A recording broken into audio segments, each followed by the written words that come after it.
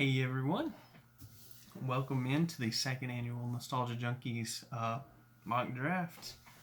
Better late than never, as we always say, but I am a procrastinator, so it's always best to have all the information available before you put your test out there, right? So, before you test your knowledge, anyway. So, I have come up with a mock draft. This is all me.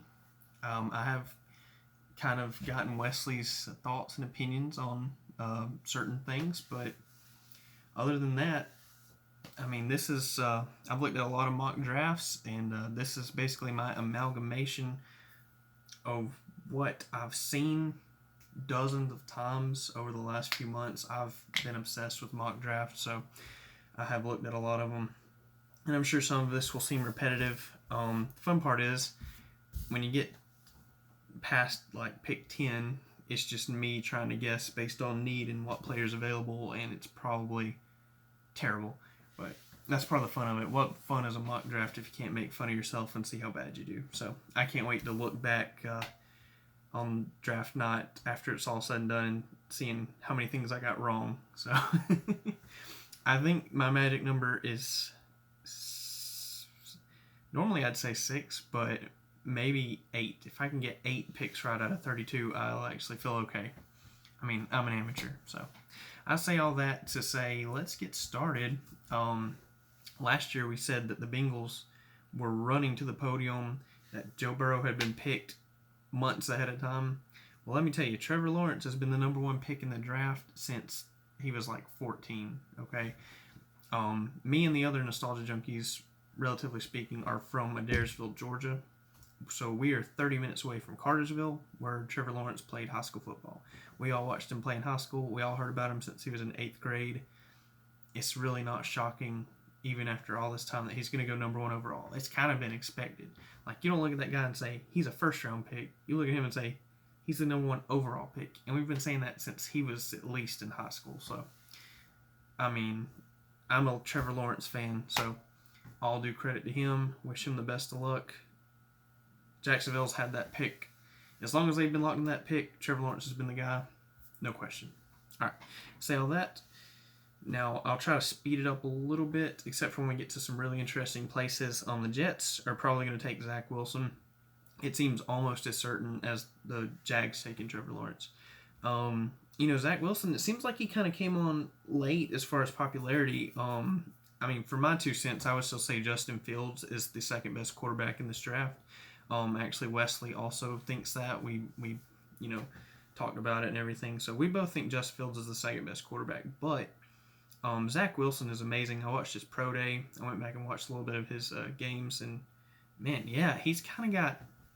It's hard to explain. It's kind of like that flick of the wrist sort of throw power, and the accuracy is insane. So I think I would be more excited about Zach Wilson if he wasn't going to the Jets, because unfortunately...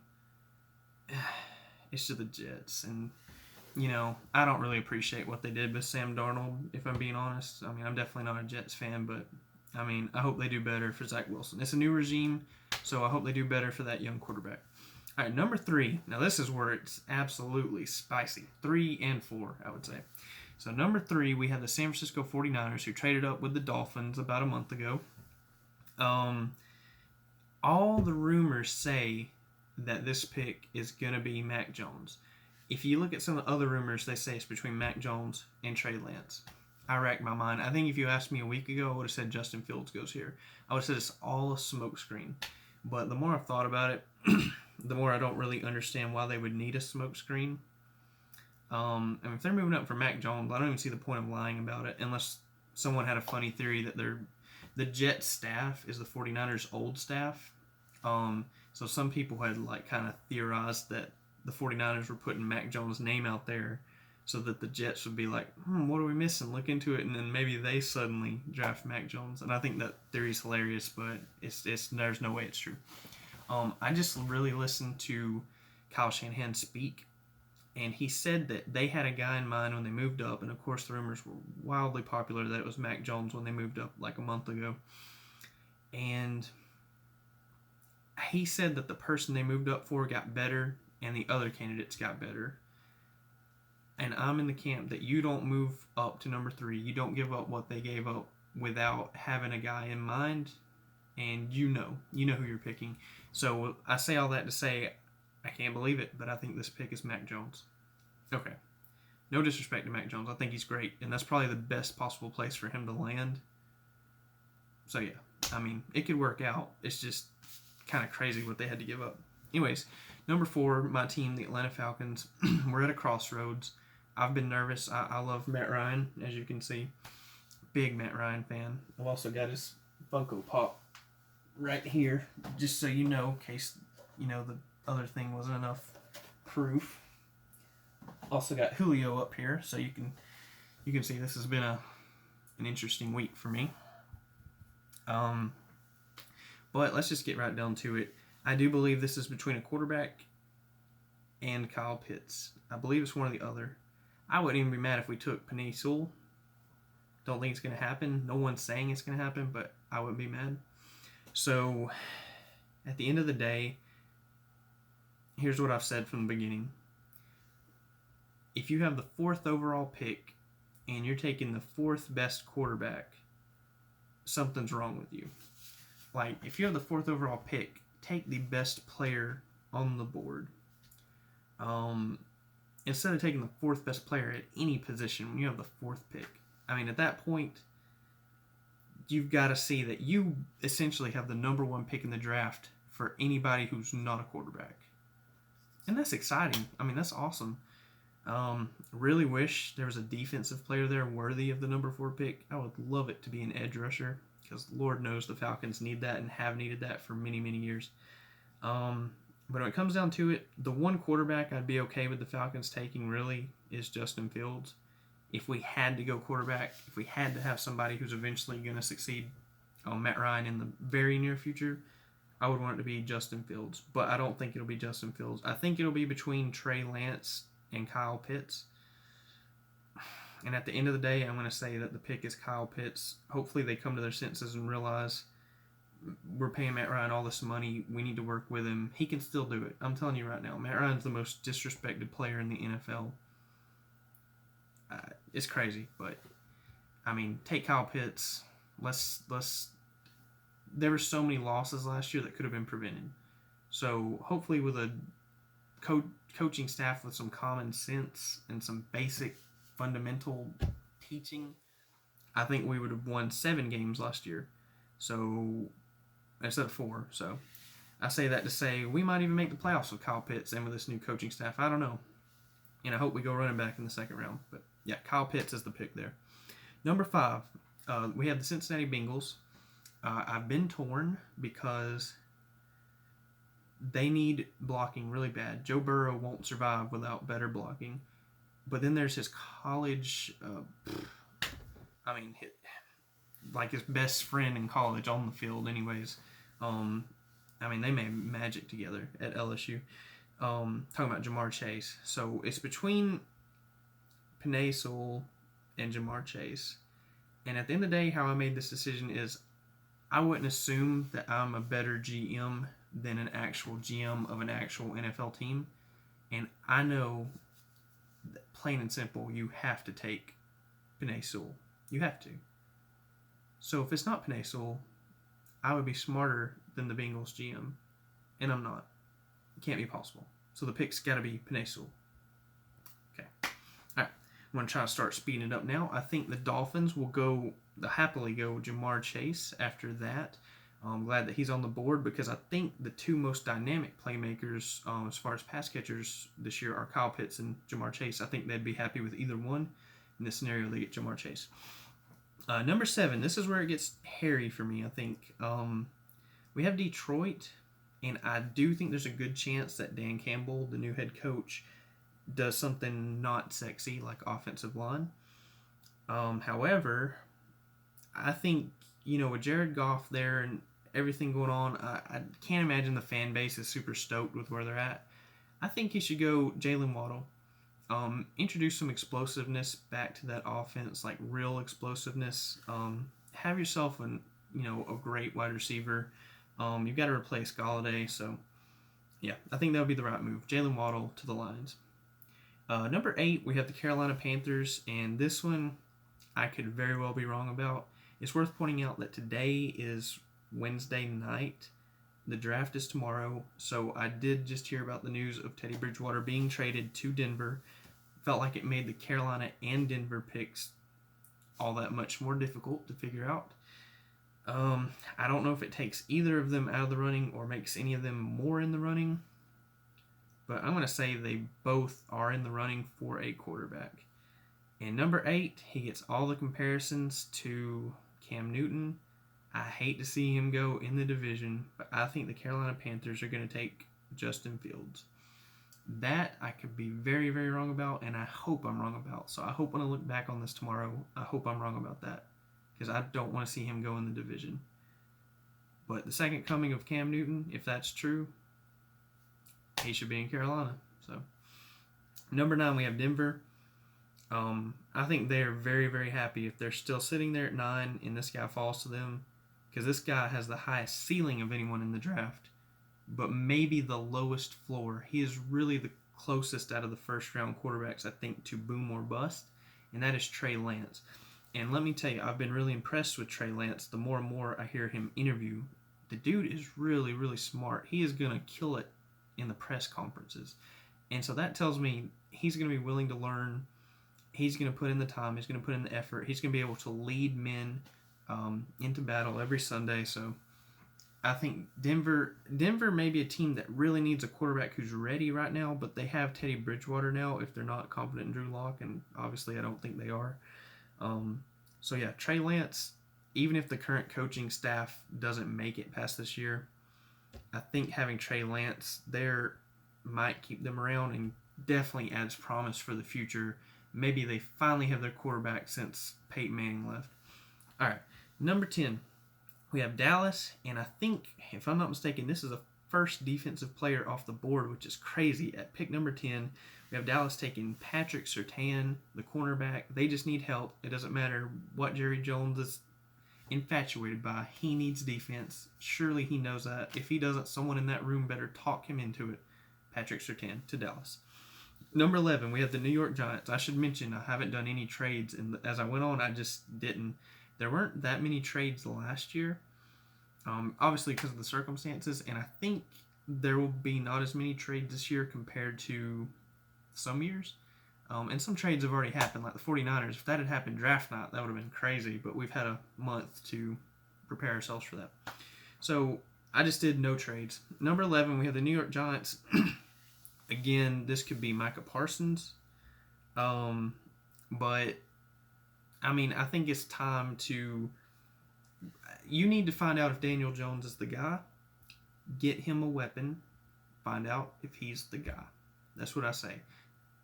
You don't want to pay Daniel Jones this Dak Prescott type money if he's not that guy. And right now, it seems like he's less likely to be that guy. You got to find out. Worst case scenario, you have weapons on your offense, and you just have to look for a quarterback in the future. All right. Number 12, I have the Eagles taking J.C. Horn, the son of NFL great Joe Horn. And so I think that will help the Eagles out. I believe they still have Darius Slay, who did okay last year. But I think getting J.C. Horn will really shore up their secondary. Help with that. They may want another receiver, but they're figuring things out. And I think this is a pretty deep receiver class, so maybe they can address that in round 2 or 3. Number 13, we have the Chargers, and from everything I've heard, the Chargers are going to run to the podium if this guy's still there. They take Rashawn Slater, the offensive tackle, protect Justin Herbert. They're good. Number 14, Vikings. I've heard the Vikings are a big-time candidate to trade back. Of course, I didn't do that. I know that they were, I want to say, 28th in sacks last year, so I'm going to give them Jalen Phillips, the edge rusher. Believe that will help them, and I think they have a guy returning from injury, Danielle Hunter, maybe. So hopefully that'll shore that up. Maybe they can figure out offense. They got Justin Jefferson. They knocked that out of the park last year. So, yeah, giving the Vikings Jalen Phillips. Number 15, the Patriots. Difficult to draft for. In this scenario, they don't get a quarterback. I used to think a quarterback could slide to 15, and if the 49ers don't take Mac Jones, I still think it's a possibility. But I just don't see the Patriots moving up into the top 10. I could be very wrong. I may be eating my words tomorrow, but I could see them moving up to 12 or 11. But in this scenario, a quarterback doesn't make it that far. So I'm going to say the Patriots stay put and draft Michael Parsons. He is a great talent, apparently with some off the field issues I didn't even know about. But I think this is a slide. New England seems to be able to do well with players like that, and I mean that's the reason they're usually good, partly year in year out. So yeah, Patriots, Michael Parsons, linebacker. Number 16, halfway through, we have the Arizona Cardinals. I just hear the fans on this one really, really want a cornerback. And in this case, I think the best one remaining without a back injury is Greg Newsome. So I want to give him Greg Newsome, the cornerback. Number 17, we got the Las Vegas Raiders. I'm a big fan of Mike Mayock. I used to love watching his mock drafts. So in this scenario, I think he's just happy to have a talented guy there. I think you take the best player remaining, regardless of need, and you take Christian Darrisaw because, I just think that's a solid pick. Whereas some of these edge rushers and different things they may need just seem a lot riskier. Take the offensive tackle. I think it will do you some good. 18, Miami. This one was tough. I think this one was really tough, and I've heard other people say the Dolphins were the hardest team to mock for. I wouldn't say that necessarily because number 6 seems a little more straightforward, but this pick was difficult for me. I went with Elijah Vera Tucker, the inside offensive lineman. Just think it would be a good idea to protect Tua now that you've got him a weapon. Keep him healthy. Give him the best shot to succeed because I think he's a great player. Number 19, we have the Washington football team. This one, I went with Jamin Davis, the linebacker. I think linebacker's a pretty big need for them. There's a lot of good defensive linemen on the board here, but they have a darn good defensive line. So I'm going to give them linebacker Jamin Davis. I know they have other needs, but kind of just the way this one falls. Number 20, we got the Bears. This is going to be a reach. This is a guy who's getting buzzed to show up late in round 1, which is already pretty surprising, I guess. Not that he doesn't deserve it, just it's a recent development. So this spot is really higher than I've heard anybody taking him, but I'm going to do it. I think this guy can ball, and they need a wide receiver, so I'm giving the Bears Elijah Moore, the wide receiver at Ole Miss. Yeah. Join the lane train, that's all I can say. I think he'll do well there. At least give them something to watch, something fun to watch, even if they're losing. Number 21, we got the Colts. This pick, I think I would have went wide receiver if I didn't already go Elijah Moore, but I'm going to go Alex Leatherwood. I think his stock really rose lately, so they're just going to add that offensive line and then go from there. Maybe give Carson Wentz a healthy season for once and see what he can do in a fully healthy season. So number 22, we got the Tennessee Titans. I would love to give them Azeez Ojulari, except after the horrible Isaiah Wilson experience last year, they'll probably stay away from my favorite college team players from Georgia. So I'm going to go for them Christian Barmore from Alabama. I think it just seems less likely that he's going to fall this far. If he's really sitting there, I think they have to jump on it. Again, that may just be a best player available scenario. Possibly. Number 23, we have the Jets again. From what I read, I think they need help with edge rush. I gave them Kwity Paye. I think Kwity Paye is pretty good. I don't know if he's ever going to be elite. I've heard him described as he could be a great number 2 guy, but either way, that's just depth anyways, and I think they could use that, and I'm sure he'll give you some edge rush help for sure. Number 24, I really went out on my own on this one. I have seen this mocked in some places, but I'm a believer in first-round running backs. I think the fan base wants this. I think all fan bases want running backs to be taken in the first round, if we're being honest. Like, we love running backs. I had a fat head of Michael Turner on my childhood bedroom wall for like 10 years, so maybe more than that. So I love running backs. Give me Najee Harris to the Steelers. They need an identity. They need a running back. They need that Le'Veon Bell prototype guy. Give me Najee Harris. Number 25, I got the Jags. They need safety help. Trayvon Moehrig. I would kind of wish this guy could fall to round 2 so the Falcons could take him, but it's probably not going to happen. I see almost every mock has him going to the Jags right here, so I will keep steady with that. Number 26, the Browns. This one was kind of tough. I went Azeez Ojulari. I think they have no problem with Georgia players because obviously Nick Chubb worked out. So, yeah, going to give them some edge help with Azeez Ojulari with the Browns, and hopefully that'll work out. Hopefully Azeez, his knees are okay. Heard some whispers about his knees giving him trouble. Number 27, we got the first of the Ravens' first-round picks. I got them taking Rashad Bateman. Help Lamar out. Help him. You know, I wasn't the biggest Joe Flacco fan, but all you did was bring in, 38-year-old receivers for the guy to throw to. Help Lamar. Help him. Draft Rashad Bateman. Thank you. Number 28, we have the Saints. This is my least favorite NFL team. Don't care for them.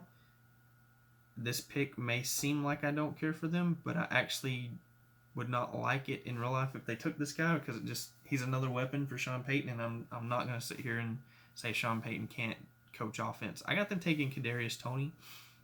Man, I just think he'd be dangerous no matter who's quarterback. Sean Payton knows how to use guys. What can I say?